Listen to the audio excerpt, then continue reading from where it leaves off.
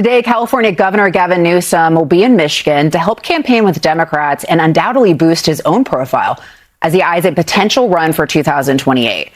It's unclear, though, if he will be meeting El-Sayed, who he rushed to endorse after the primary, a win his fellow Democrat warns, quote, is proof the party is being overrun by anti-Semitism.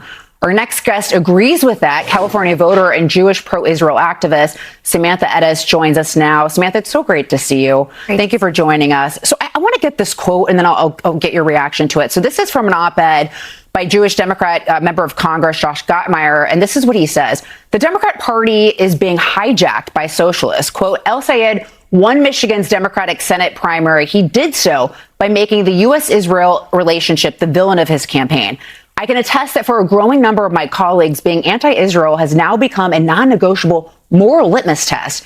History teaches us that anti-Semitism is never the endpoint of hatred. It's an early warning sign that the whole system is starting to break down. So we've seen in the past where Israel has gotten bipartisan support. It was a uniting issue. Now it's a dividing issue on the left, particularly with AIPAC. What's going on? Why is this happening? Well, I think a lot of politicians, even moderate Democrats, are now seeing that this is a winning strategy. Demonize Israel and you can soar at the polls. And I think that's obviously a very, very dangerous trend.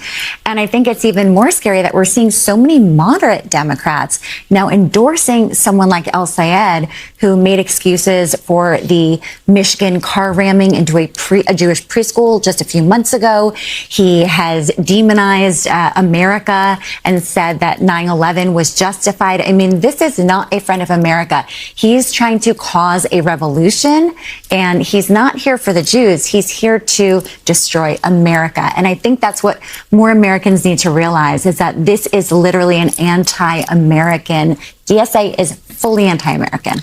But, why do you think so? And we're seeing this too with younger Americans as well. So what's behind that? I mean, what do you think is driving this? Because I don't see it slowing down, unfortunately, and that's very concerning. Yeah, I think that they're preying on the ignorance of young Americans. And unfortunately, most young Americans get their information from social media. And social media has been taken over by foreign actors who have a specific reason to divide Americans. And that foreign money is coming from China, from Russia, from Iran, and it has infiltrated our system, and we're just trying to play catch up. And Samantha, I've got to get you too on Gavin Newsom. Yes. Clearly, in Michigan, he's got his eye on 2028. We all knew it was going to happen. But you're a Californian. He's not done the best job. Do you think the rest of America will catch on to that?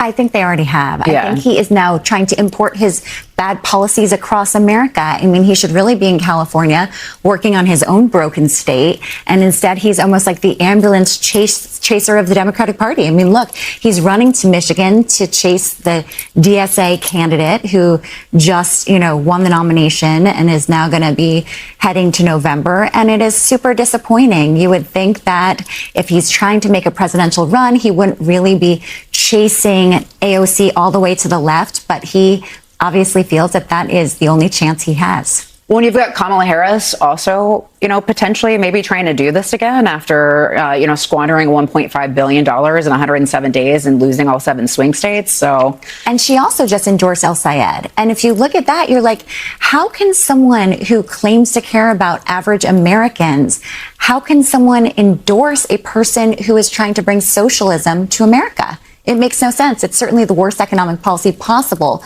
for Americans. What I worry, though, is because socialism it's sort of been watered down by people like Bernie Sanders, and the word's kind of been normalized. Yeah. Do you think enough Americans understand the reality behind it versus just, the word being the word? I think it's a lot sexier to say you don't really have to work that hard and we'll all have the same things and equality for all. And it's sort of the opposite of the American dream that we were raised on, which is you work hard, you get a job, and you'll do your best. And that is the opposite of the socialist message. And so I think for a lot of young people, it sounds freedom. I mean, who wouldn't want to chase freedom? But if they actually dig into it, it's the opposite.